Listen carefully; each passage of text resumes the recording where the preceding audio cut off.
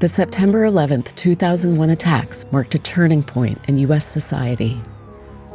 In addition to the nearly 3,000 people who lost their lives, thousands more were injured, and the nation grappled with shock and uncertainty. The attacks brought immediate and lasting changes to Americans' daily routines, national security, and civil liberties.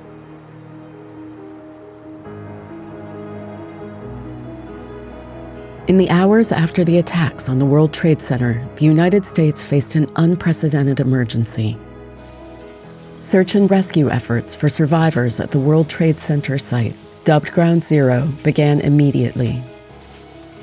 First responders dug through close to 2 million tons of rubble, hoping to find victims, with little success. Ladies and gentlemen, this is a difficult moment for America. President George W. Bush was evacuated from a Florida elementary school on Air Force One. Secretary of Defense Donald Rumsfeld elevated the military's alert level to DEFCON 3, the highest state of emergency since 1973. And for the first time, shoot-down authority for hostile aircraft was given to military pilots. We have taken a series of measures to prevent further attacks and to determine who is responsible.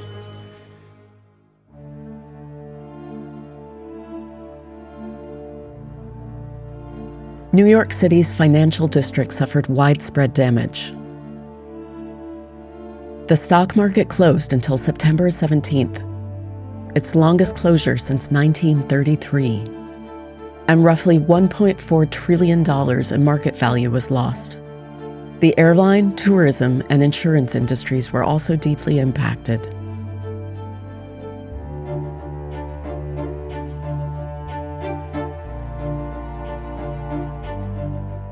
Daily life was disrupted in other ways as well. Major League Baseball games and the National Football League season were delayed. Other cultural events, like the Primetime Emmy Awards and Latin Grammy Awards, were moved or canceled, while countless other public gatherings paused in tribute and uncertainty.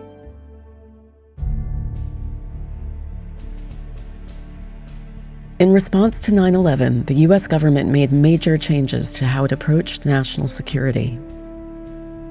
On October 7, 2001, it launched the War on Terror, beginning with military action in Afghanistan against al-Qaeda and later expanding to Iraq.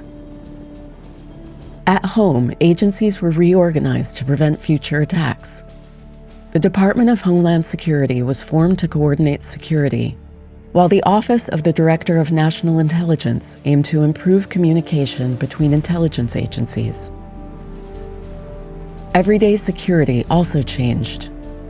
The Transportation Security Administration, or TSA, implemented stricter airport rules and screenings, while the USA Patriot Act expanded government surveillance powers over phone calls, emails, and financial records.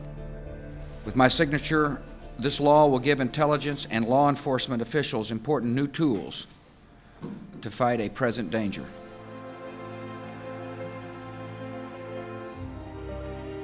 In the wake of the 9/11 attacks, anti-Muslim bias increased. President Bush visited the Washington Islamic Center on September 17, 2001, and delivered a speech urging calm and respect for fellow citizens.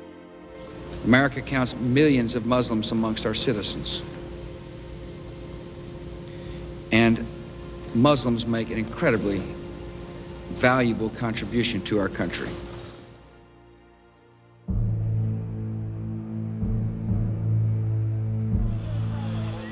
Thousands of people were injured during the attacks, and many developed long-term health problems, including respiratory illnesses, cancers, and PTSD.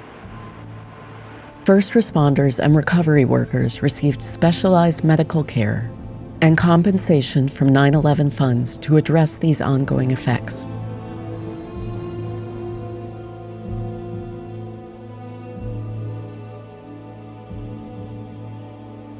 September 11, 2001 fundamentally reshaped how Americans live, travel, and view their government. It prompted sweeping security measures, foreign wars, and national debates about privacy, justice, and equality. Even decades later, 9/11 continues to challenge Americans to consider how democracy can defend against terrorism while protecting its people and preserving its values.